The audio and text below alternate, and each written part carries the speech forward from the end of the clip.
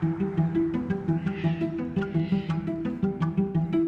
if you're ever in Canberra, try the Kingsley's chips with gravy, man. Look at that. Wow. Let's go to Kingsley's. Of course, you can't beat Kingsley. Kingsley's. It's Canberra only and it's Kingsley's chicken. Here at the iconic Kingsley's Chicken. Iconic. Mwah. Kingsley's chicken. That's nice stuff. Delicious. Crinkle cut. That's the crunch on the outside. It's almost synonymous with being Canberran to say unbelievable chicken, awesome chips, and to say, oh yeah, Kingsley's chips and gravy. To be honest, it's just good. That's Kingsley's, you know. It was like down to earth. It was delicious. Not trying to be fancy, just trying to make good ass chicken. I thought the chips were awesome. And I'm so grateful that Kingsley VAR had the foresight. I think everyone was actually quite impressed at how tenacious Kingsley was. And that's when I found out that it was just like this Canberra thing. Man, you've always been going about Kingsley's for all these years. Dude, it does taste special, man. You weren't lying. People were ringing up and going, what the hell is your ad about? You know, sort of stuff. And we were like, yes! I mean, this is 1984, so the brand is 40 years old, you know, and it's a Canberra institution now. Maybe see Telstra Tower, see the Parliament House, go to Kingsley's, you know?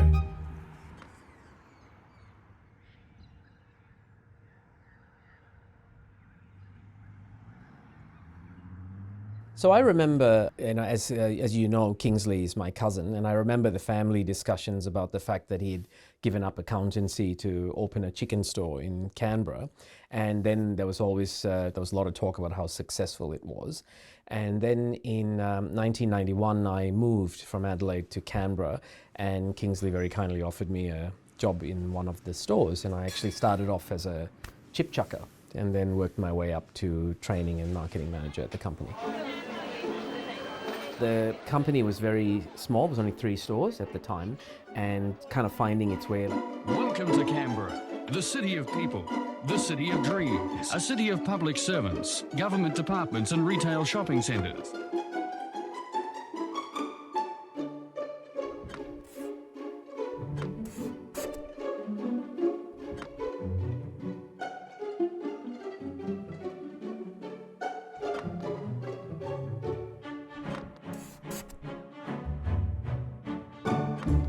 So what we actually did, Kingsley said to me, you know, let's go and find out what the public says. So we actually took big bags of chips and gravy down to the Woden bus interchange, which is gone now. We went around there at the time when the buses were coming in, when school kids were changing over, and we'd go around and offer free chips. We sent staff down in full uniform, and I did it myself, and we'd go down there and say, here, try a chip, you know, and some gravy. Here, how would you try it? We tried it with adults and with teenagers.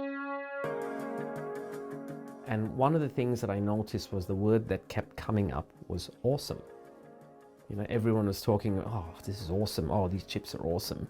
And stuff. And we went back and I told Kingsley, look, a lot of people are using this word awesome. So, and then the rest is history. So the slogan was born, unbelievable chicken, awesome chips. Kingsley's Chicken, unbelievable chicken, awesome chips. Unbelievable chicken, awesome chips. Back then, it seems so antiquated now, but there were a lot of channels people used in marketing back then, like vouchers, you know, and buy one, get one free, you know, that sort of stuff.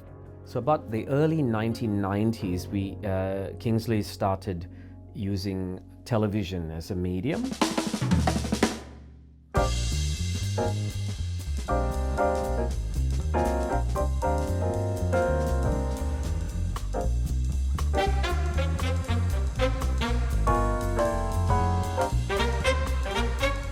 Pieces of chicken and chips was $5 before the GST, and it's still only $5. Unbelievable chicken, awesome chips.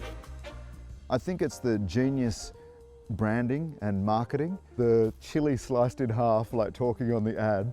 There was something about how absolutely terrible that was, that like, I don't know, really endeared Kingsley's to like the local population. It was like the combination of like the delicious chicken with the really ham-fisted advertising. It was just awesome, dude. Have you tried Kingsley's Southern Fried Chicken? 10 pieces for $9.95. Or try our 10-piece feast for $15.95.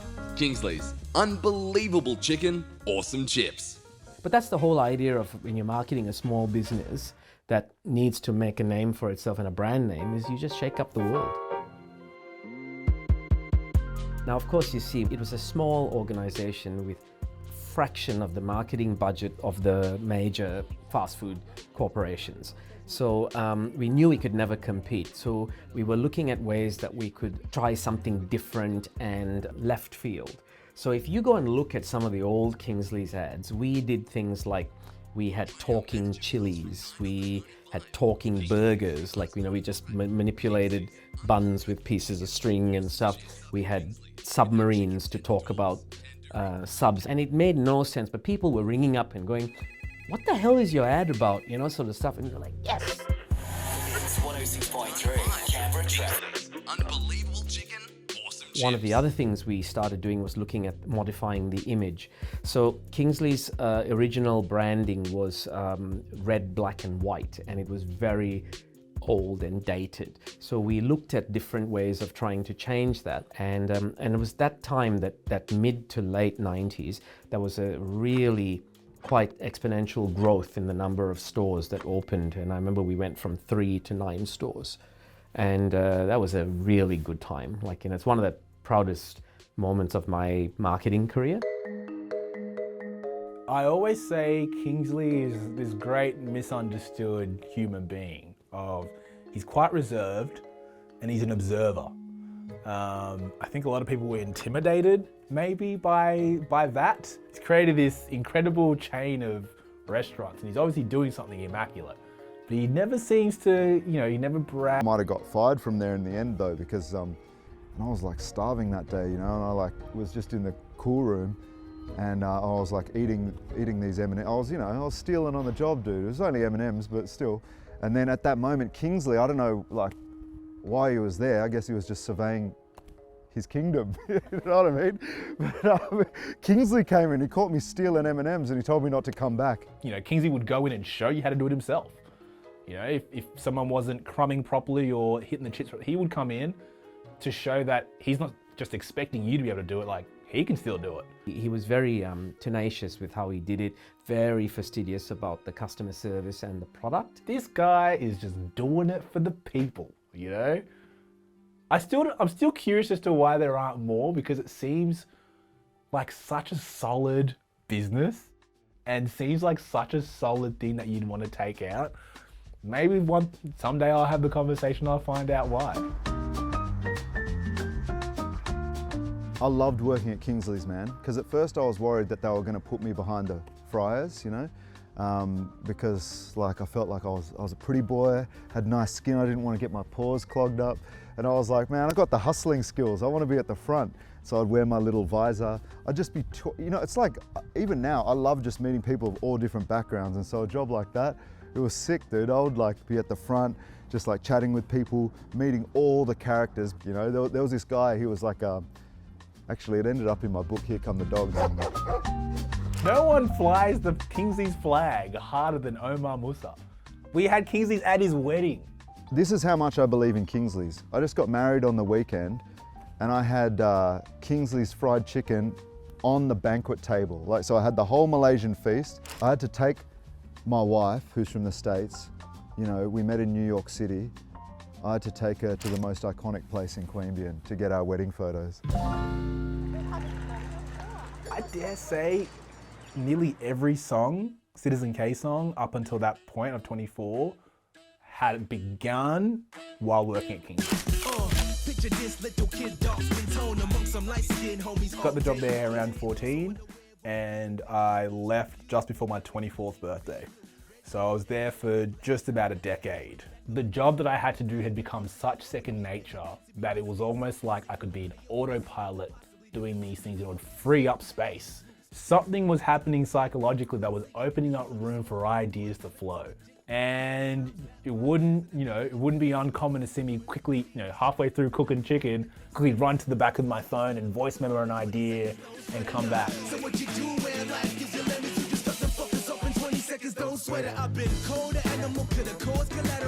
To this day, I still meet people who were customers that I served in Kingsley's back in the 90s, who are now, have families of their own, whose kids work at Kingsley's and they still shop at Kingsley's. So the brand is a Canberra institution and I think will be around for a long time. Kingsley's is the greatest fried chicken experience that you could ever imagine. It's not flashy, you know, it's modest. Anytime anyone from outside of Canberra or Queanbeyan come, one of the first places that I will recommend is Kingsley's Chicken. It screamed Queanbeyan, like that's Kingsley's, you know.